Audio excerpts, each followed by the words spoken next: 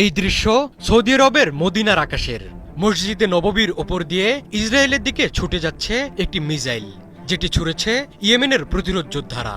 এই শহরে শায়িত আছেন মহানবী হজরত মুহাম্মদ সাল্লাল্লাহু আলাইহি ওয়াসাল্লাম, অথচ সৌদি আরবই কিনা কাজ করছে মুসলিমদের বিপক্ষে।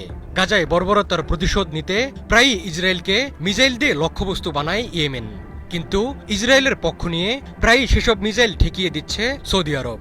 এই সৌদি আরবেও যে ইসরায়েলি মিসাইল শিগগিরই আঘাত হানবে সেই আভাস মিলতে শুরু করেছে চারদিকে। সম্প্রতি কাতারে হামলা চালিয়ে ইসরায়েল বুঝিয়ে দিয়েছে তাদের হাতে কেউই নিরাপদ নয়, অথচ এই কাতার ছিল আমেরিকা ইসরায়েলের মিত্র। আরেক উপসাগরীয় দেশ সৌদি আরবের সাথেও রয়েছে ইসরায়েলের গোপন সম্পর্ক। নিজের স্বার্থের খাতিরে ফিলিস্তিনে ইসরায়েলি বর্বরতার বিরুদ্ধে কোনো শক্ত অবস্থান নিতে পারে না সৌদি আরব, উল্টো ইসরায়েলের পক্ষে মুসলিম দেশগুলোর বিরুদ্ধে দাঁড়ায় তারা। কাতারে হামলা চালাতে সৌদি আরবের উপর দিয়ে মিসাইল ছুড়েছে ইসরায়েল। এই মিসাইল না ঠেকালেও ঠিকই ইয়েমেনের মিসাইল প্রতিহত করে দেশটি। জেনেক্সে শিফট করো, লাইফকে লিফট করো।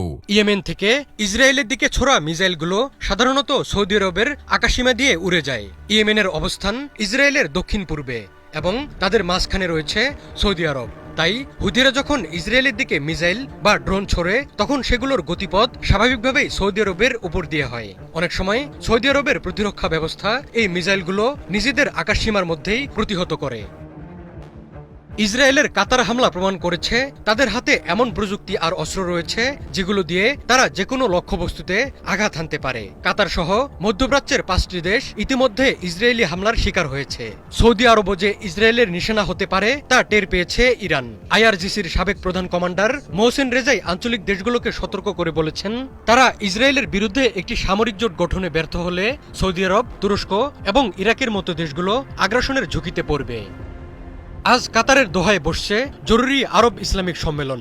সম্মেলনে সম্ভাব্য আগ্রাসনের বিষয়টি গুরুত্ব সহকারে বিবেচনা করা উচিত বলে মনে করেন মহসিন রেজাই। তিনি বলেন, এই সম্মেলন মুসলিম দেশগুলোর উপর ইসরায়েলি আগ্রাসন এবং গাজায় গণহত্যার বিরুদ্ধে কোনো বাস্তব পদক্ষেপ নিতে ব্যর্থ হলে সৌদি আরব, তুরস্ক এবং ইরাককেও যুদ্ধবিমান ও বোমার জন্য প্রস্তুত থাকা উচিত।